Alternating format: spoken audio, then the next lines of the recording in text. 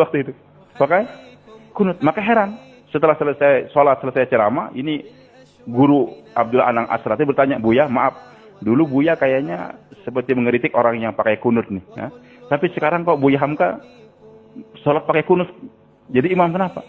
Maka Buya Hamka memberikan jawaban yang ajib, Pak. Ini pelajaran bagi kita-kita nih. Beliau katakan, nak, dulu saya baca satu buku, nak.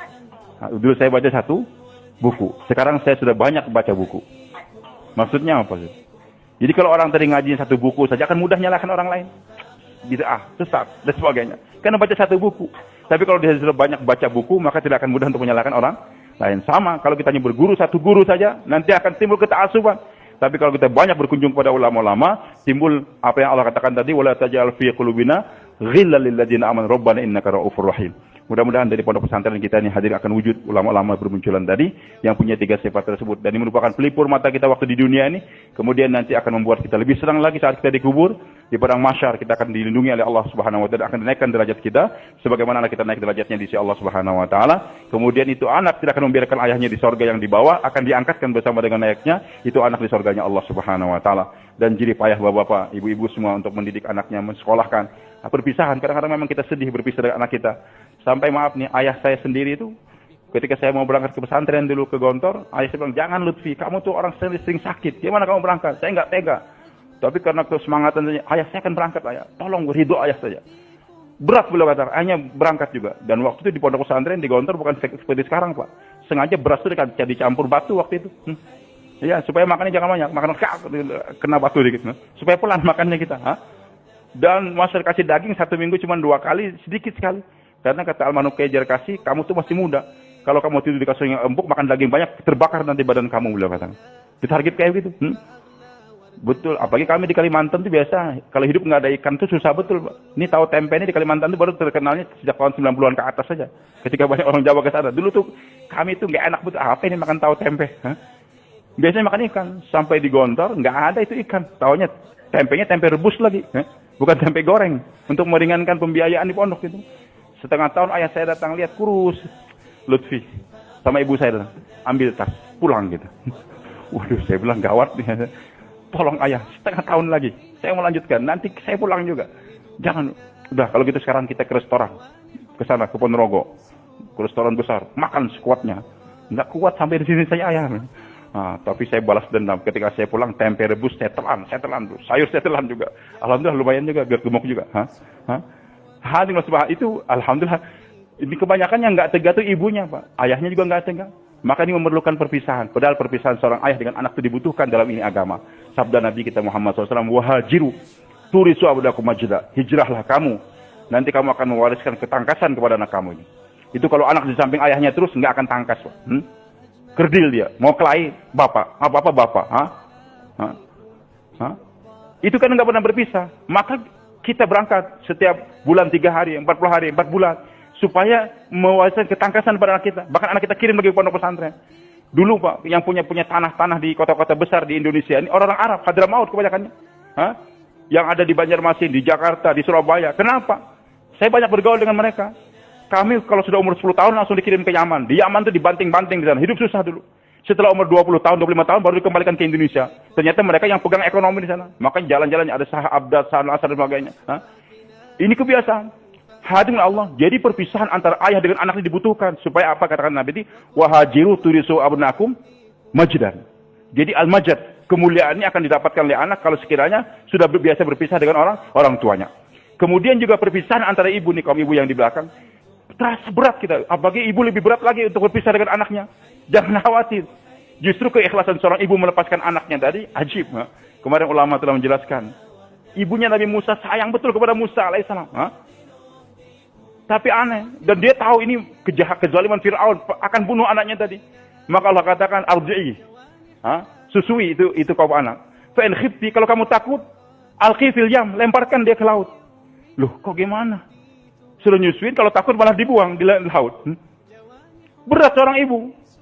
Tapi Allah kata alqi fil yam, wa in khifti fa alqi fil yam, wa la takhafi inna radduhu ilaik. Nanti berkat kamu mau berpisah dengan anak kamu tadi, serahkan kepada aku. Nanti kami akan kembalikan kepada kamu. Bukan dikembalikan biasa saja sebagai manusia biasa. Wa ja'iluhu minal mursalin. Nanti kami akan jadikan anak kamu sebagai seorang rasul. Jadi kalau seorang ibu tadi berat berpisah dengan anaknya, mau dikirimkan pondok pesantren, nanti itu anak akan dikembalikan oleh Allah sebagai dai-nya Allah Subhanahu wa taala. Jadi nggak mungkin anak ibu akan menjadi ulama besar, akan menjadi kiai, akan menjadi dai kalau ibu sendiri malas untuk berpisah dengan anaknya tersebut. Nah, sayang nak, nggak usah berpisah dengan ibu nak, jangan jauh-jauh. Nanti kalau sudah pondok pesantren baru di 2-3 bulan telepon, Bu, sakit Bu di pondok gasalan Bu. Begitu, pulang aja nak, nggak apa-apa nak. Kan aku sudah bagi tahu kamu jangan mondok. Ini ibu yang konyol kayak gini nih Pak. Hah? Tadi saya ceritakan dari pagi maaf di Kerincing tadi. Hah? Saya punya anak cuma satu Pak.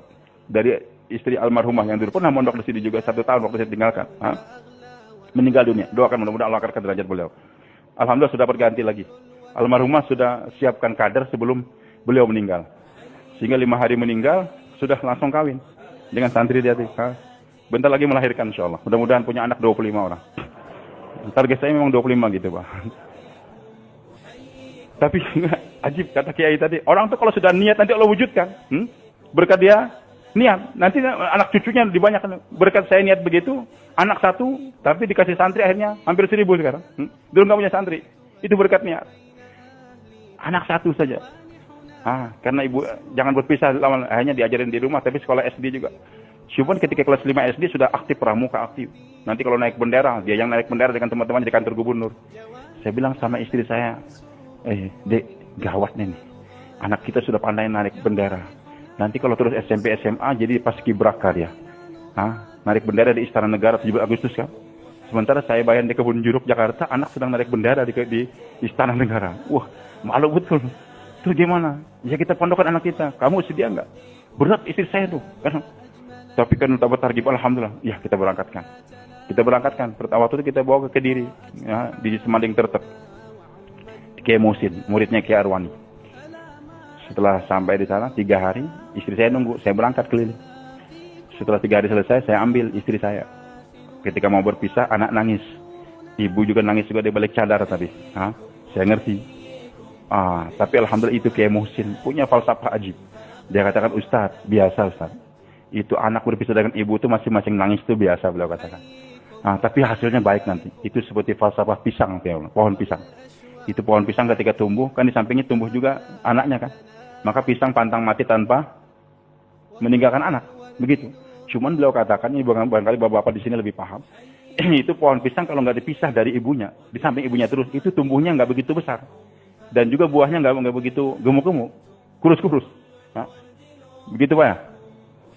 Tapi kalau ditebas, agak jauh tanam sedikit, nanti tumbuhnya cepat tuh. Besar, gemuk, dan punya anak lagi, punya buah-buahan lebih besar lagi. Cuman waktu dipisah tadi dua-duanya nangis.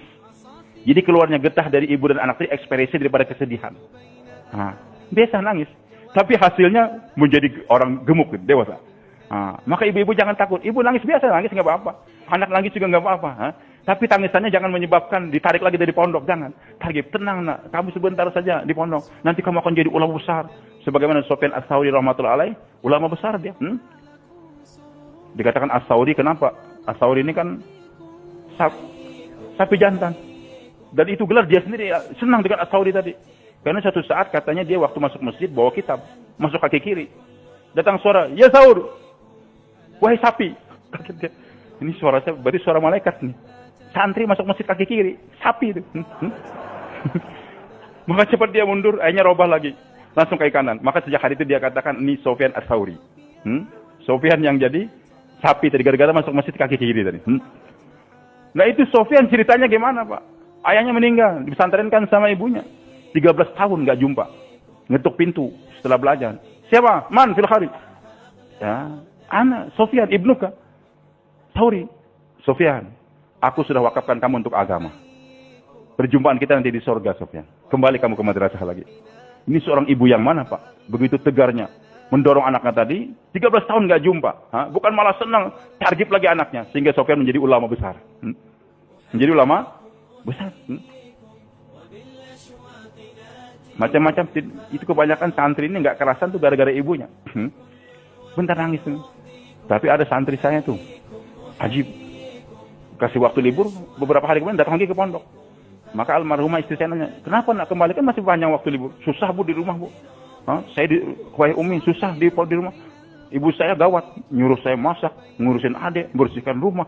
Mendingan saya di pondok aja kan. Maka suatu saat datang ibunya, ditanya oleh istri saya, almarhumah. Bu, kenapa sih ibu? Anak kok di rumah disuruh macam-macam, nggak diistirahat. Sengaja saya buat demikian, Bu. Saya suruh gini supaya jangan kerasan di rumah, agar kembali ke pondok lagi. Wah, kalau gitu kamu hebat, kata istri saya. Lawannya satu lagi, Pak, maaf nih. Untuk menyempurnakan sampai jam 12 saja. Ada teman saya, Pak. Tadinya agak preman dia. Alhamdulillah ikut dakwah 4 bulan semangat. Langsung anaknya dikirim ke Temboro. Waktu itu belum ramai, masih musim HP, belum banyak. Itu anak Masya Allah di Temboro ajib. Kirim surat tiap bulan pada ibunya. Sehingga ibunya pakai jilbab, rajin sholat, sebagainya. Baguslah. Dan saya sendiri terkesan betul dengan perkembangan anaknya tadi. Waktu pulang, bulan Syawal, ibunya balas dendam. Nak, kamu kan sudah capek 1 tahun di pondok, nak. Sekarang terima penghormatan ibu. Kamu mau makan apa saja silakan sekarang. Diberikan baju baru, sepeda motor yang baru. Pokoknya anak makan terus yang enak-enak. Kamu sudah kasihan 1 tahun. Cuman makan sate saja. Apa itu sate? Sayur terong saja. Baru. Itu anak karena 1 bulan, dikasih makan enak, dikasih baju yang baru, dikasih mobil motor baru. Akhirnya bulan Syawal nggak mau pulang ke pondok lagi. Nah, ini adalah pemanjaan yang salah daripada kaum ibu tersebut. Maka hadirin Allah Subhanahu, jangan takut ibu. Berkat kita berpisah tadi dengan anak kita, nanti anak kita akan didewasakan dan nanti baru kita tahu bagaimana anak kita berhasilnya. Sebagaimana saya katakan, doa kita dikabulkan oleh Allah menjadi pelipur mata, dikubur kita akan bersyukur lagi, apalagi di hari kiamat. Enggak pernah lagi senantiasa akan walladzina amanu wattaba'u dzurriyyatahum bi iman alhaqna bihim dzurriyyatahum. Jadi orang yang beriman